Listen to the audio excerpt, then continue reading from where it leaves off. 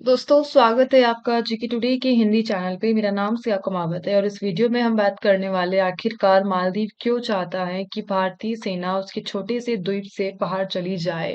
राष्ट्रपति जो बने हैं नए मालदीव के, उन्होंने ये स्टेटमेंट जारी करा है कि वे अपील करते हैं भारतीय सेना से कि वे अपने देश लौट जाए।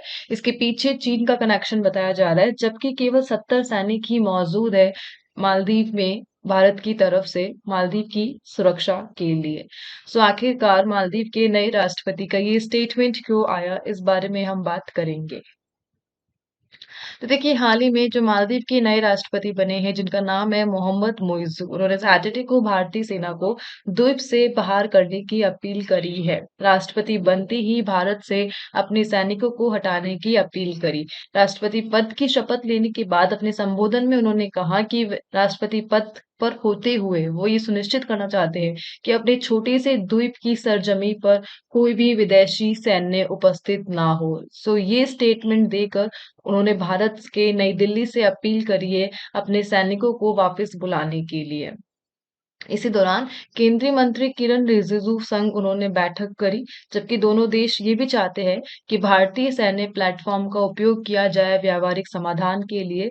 बट स्टिल केंद्रीय मंत्री किरण रिजिजू के साथ बैठक करके उन्होंने नई दिल्ली से अपने सैनिकों को वापस बुलाने की अपील करी।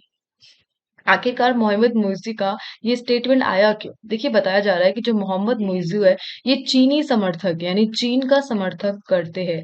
मालदीव के जो पहले राष्ट्रपति रह चुके हैं, जिनका नाम था राष्ट्रपति यामीन। यामीन के करीबी रिश्तेदार हैं मोहम्मद मुइज़्ज़ू। राष्ट्रपति यामीन चीन को समर्थन करते थे और चीन से इन्होंने कई सारा लोन भी उठाया था अपने कार्यकाल में। लेकिन भ्रष्टाचार का आरोप लगाकर राष्ट्रपति यामीन को वहाँ के पॉलिटिक्स से बाहर कर दिया गया है और यामीन को रिप्रेजेंट करते नजर आ रहे हैं मोहम्मद मुइज़्ज़ू, जो समर्थन करते हैं चीनी सरकार को। इस प्रकार चीनी सरकार के समर्थन के साथ उन्होंने ये स्टेटमेंट जारी किया। मालदीव एक भू राजनीतिक हॉटस्पॉट है। कैसे, इस बारे में बात करते हैं। देखिए, मालदीव का आकार दिल्ली के 5वें हिस्से के बराबर है। यहाँ पर केवल तकरीबन 5 लाख लोग रहते हैं।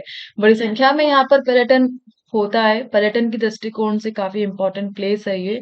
लेकिन हिंद महासागर में होने के कारण और हिंद महासागर क्षेत्र के बढ़ते रणनीतिक महत्व और प्रमुख एशियाई प्लेयर्स भारत और चीन के बीच सीमा तनाव के कारण जो ये छोटा सा द्वीप है, ये एक भू राजनीतिक हॉटस्पॉट बन गया है। एक भू राजनीतिक हॉटस्पॉट। नई दिल्ली और बीजिंग दोनों ने ही लॉन्ग टर्म में इस भू राजनीतिक हॉटस्पॉट पर निवेश किया है। काफी लंबे टाइम तक भारत हो या चीन, दोनों ने निवेश कर रखा है।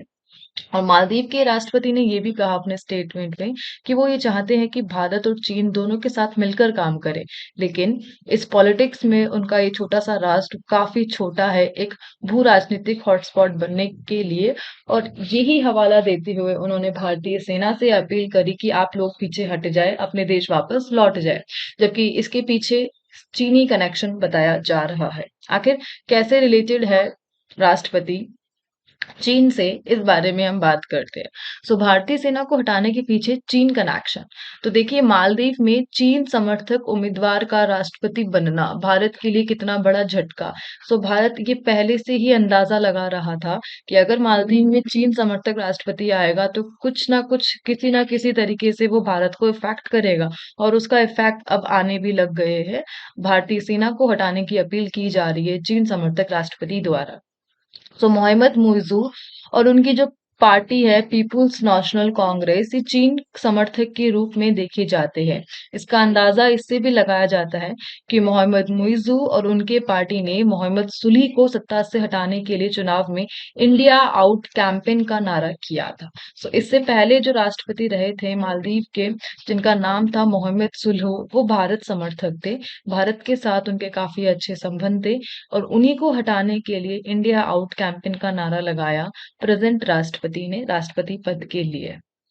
तो देखिए कैसे रिलेटेड है मोहम्मद मुइज़्ज़ू चीन से।